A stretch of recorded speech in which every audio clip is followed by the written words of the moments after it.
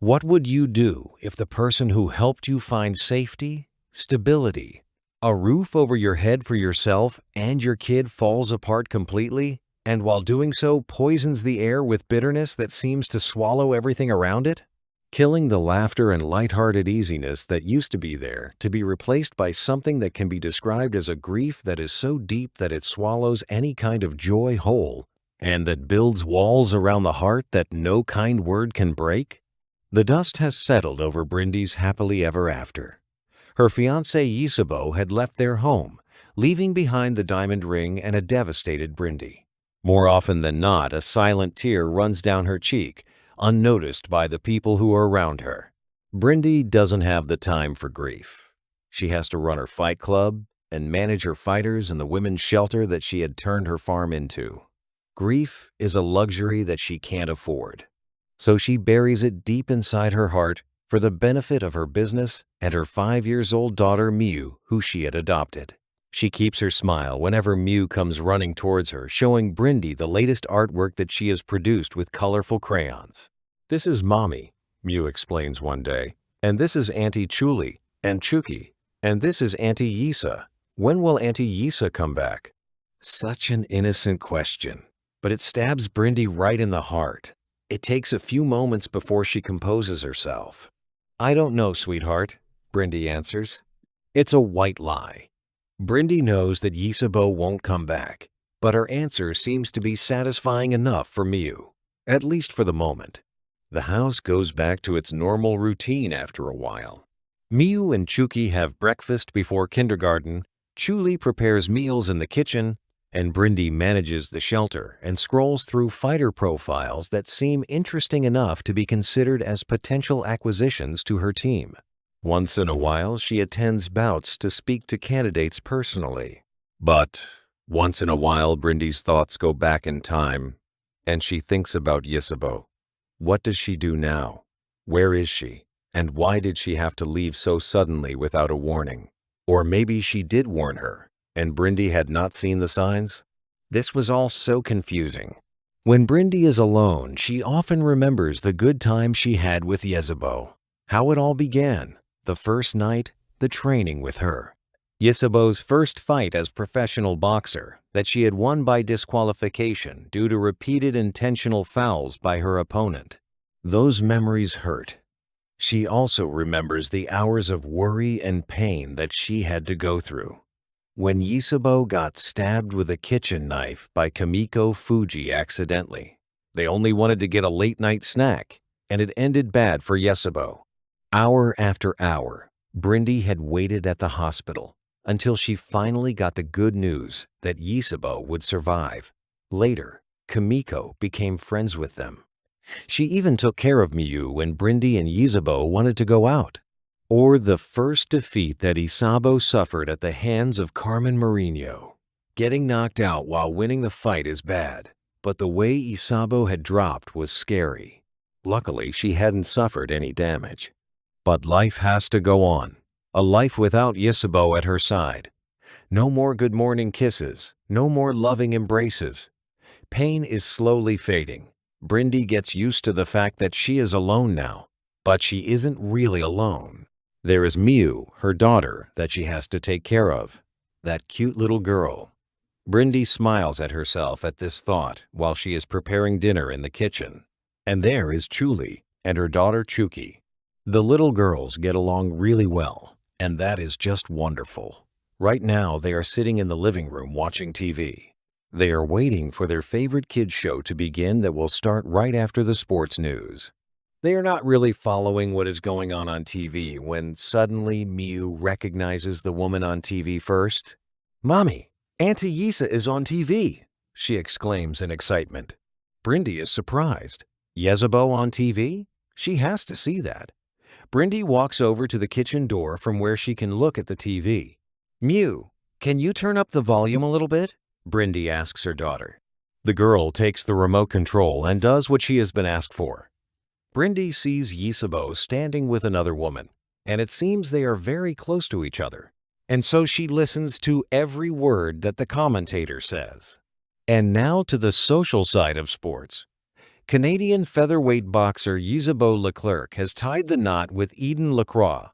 The ranked 14th Leclerc has married her longtime girlfriend yesterday.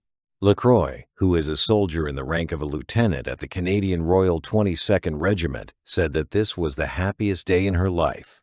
When she was asked how they found each other, Miss Leclerc answered, "She knocked me out, literally. Then she took my heart. We both have got what we wanted. She is the love of my life, and now my name and hers are the same. Miss Leclerc, who will fight Eleanor Foreman next month." Brindie doesn't listen anymore. She is stunned. Longtime girlfriend? For how long do you know her? A few months? We have been together for years. So you have changed your name? She is the love of your life? What about me? Haven't I been the love of your life? Hadn't we planned to marry? Now you marry this woman? Feelings start to overwhelm Brindie. She cannot stop the tears from flooding her eyes. She doesn't want the kids to notice, but when she sobs, Mew turns her head. "Are you crying, Mommy?" Mew asks, concerned. "No, darling," Brindie answers. "This is from cutting the onions here. They bite a lot today." Brindie leaves the house. She needs some fresh air. The white lie has been a satisfying answer, and Mew hasn't asked any further. The air does her good. Brindie calms down a bit, but she doesn't remain alone for long. While the kids watch their show, Chooli has entered the kitchen to see whether she can help Brindie prepare dinner. She is surprised to find out the preparations have begun, but Brindie is not in the kitchen. Chooli sees her standing outside, so she follows her. It takes the Comanche woman one look only to know that Brindie is not okay. The smile that Brindie gives her is faked, and from the reddened eyes she can tell that she has been crying. Chooli takes Brindie in her arms gently, and when she asks what bothers her, Brindie tells her the news. In the months that follow, Brindie is moody. Sadness follows depression, and vice versa. It is hard for Chooli to see her like that, and when it starts to affect the children, Chooli decides to put an end to it. Brindie needs a break urgently, and that is exactly what Chooli wants to give her. It's a Saturday when the Native American gives the children to Kimiko Fuji, of whom she knows that she will take care of Mew and Chooki whenever it is necessary. She takes Brindie by surprise when she tells her that she has planned something for her, a day out for the two of them only. Chooli tells Brindie where to go, and eventually they arrive at a quiet place at a lake. Brindie has never been there before, but apparently Chooli has. They change into their bikinis, and Chooli runs towards the water first. Brindie is amazed at the sight when Chooli stands in the water chest deep and waves back at her, encouraging her to join her. This woman isn't shy at all anymore. Brindie thinks all about her is natural. It is nice to be around her. She makes me feel good and lets me forget about the sorrows for a while. Brindie tests the water with her foot. It isn't cold, but refreshing, and so she dives into it. She remains underwater until she reaches Chooli. Brindie notices that the ground falls off very steeply. Only a few more feet away from the beach, Chooli won't be able to stand anymore. This place is beautiful, but surely dangerous for children to play. For a moment, Brindie thinks about teasing Chooli by grabbing her and throwing her down, but the Comanche woman would see her advance because the water is very clear, so she lets it be but surfaces instead. When she stands close to Chooli, the Native American gives her a warm smile. Brindie smiles back. The young woman looks Brindie deeply in the eyes. Brindie doesn't know what to think about it. Now it is her turn to be shy, but she keeps her eyes locked on Chooli's. Little does she know that the woman with the long black hair feels strongly for her, a feeling that has developed through the months they have been together since Brindie had taken her in, and after Ysabeau had left, Chooli's feelings have grown even stronger. The taller woman notices a new shine in Chooli's eyes that has not been there before, and this shine shows desire. The young woman is not shy to touch Brindie, and the spark of her feelings ignites a fire in Brindie's heart. She embraces Chooli, and then she kisses her. It feels good to finally being held and kissed again. She has missed it for much too long, not knowing that the answer to her questions has been there right before her eyes all the time. They remain in this close embrace for some time, looking at each other in amazement sometimes and exchanging kisses every now and then with their eyes showing their feelings that they have for each other. "I love you, Brindie," Chooli suddenly says. "I always have since the day at your gate when you took Chooki and me in." Chooli's confession surprised Brindie. The kissing continues, but while doing it, the Native American pushes Brindie back towards the beach. She seems to have something in mind. When they reach the beach, Brindie takes Chooli's hand. She doesn't know what to think. Is this real? Is it right what she feels? Perhaps it is only a flash of desire that will go away once they are back at the farm?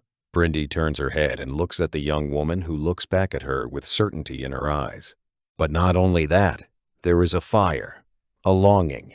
Then she notices Chooli's bikini bottom. It is pink like hers. Walking out of the water, they indeed look like a couple.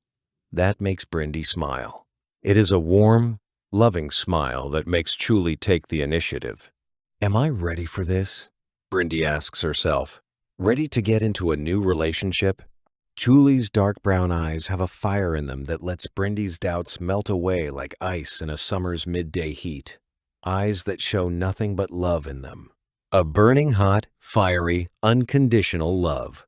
Yes, I am ready for this, Brindie thinks, and she hopes that she will be able to give back what she receives.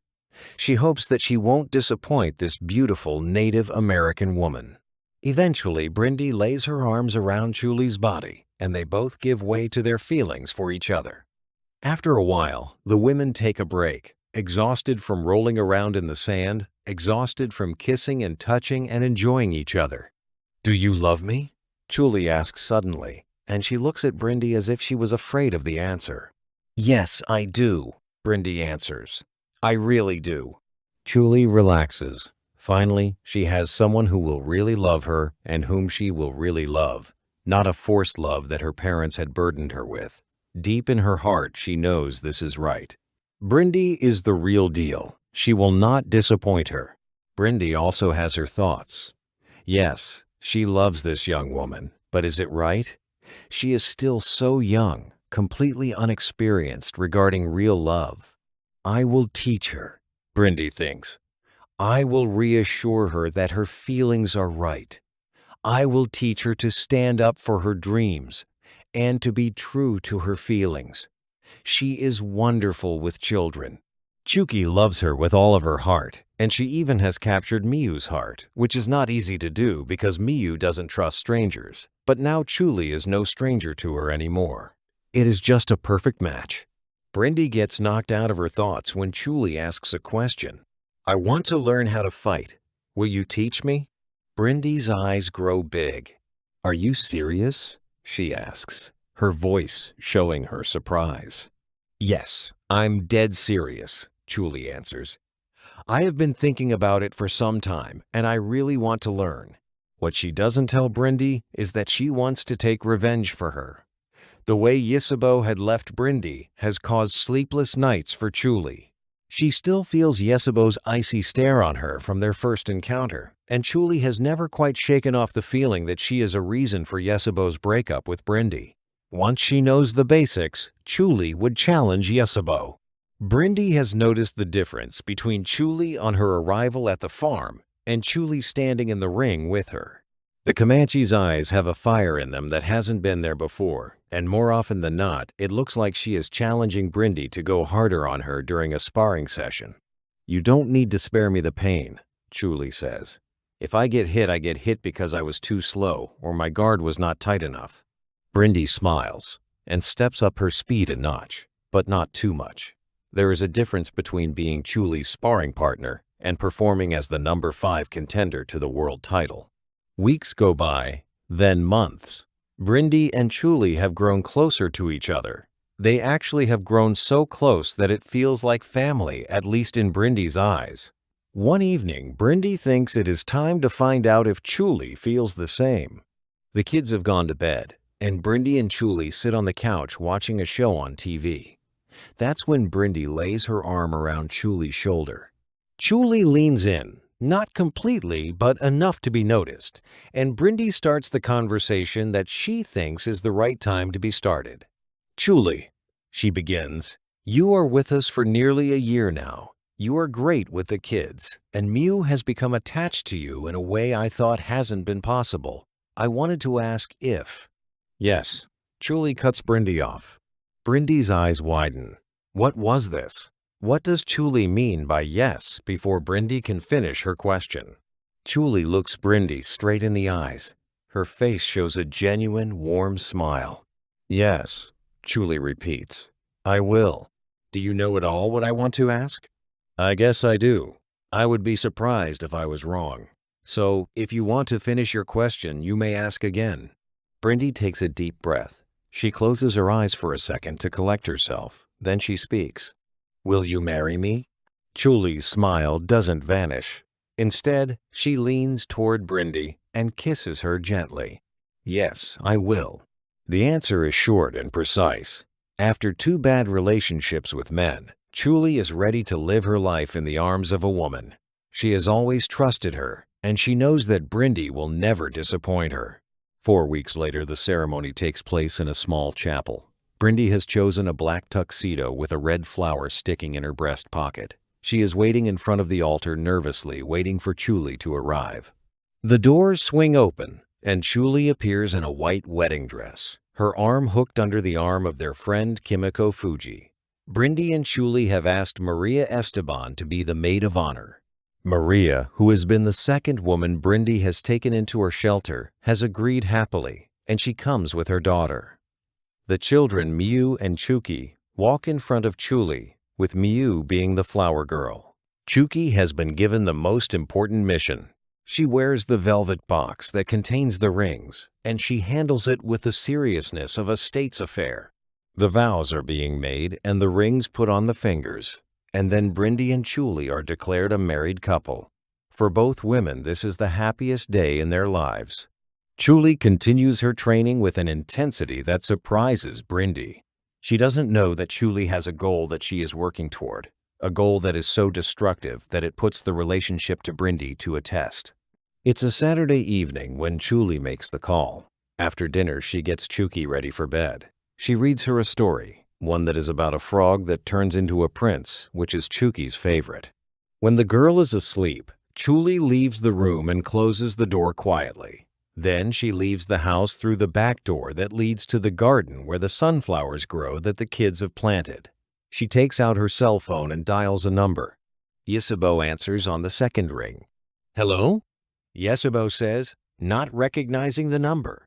It's me, Chooli. Chooli Crest. There is silence for a few seconds. Then Ysabeau speaks. Crest? So you finally managed to get what you have come for? I didn't come for nothing, Chooli explains. My original plan had been to leave with Chooki as soon as our clothes had dried, but Brindie had insisted that we stayed. Yeah, sure, Ysabeau replies coldly. Am I supposed to believe that? You can believe whatever you want, but it is the truth. Well, whatever. Why did you call me? A pause. Then Chooli says, the way you treated me was not okay, and the way you handled the breakup wasn't okay. So, what's your deal? What do you want to do about it?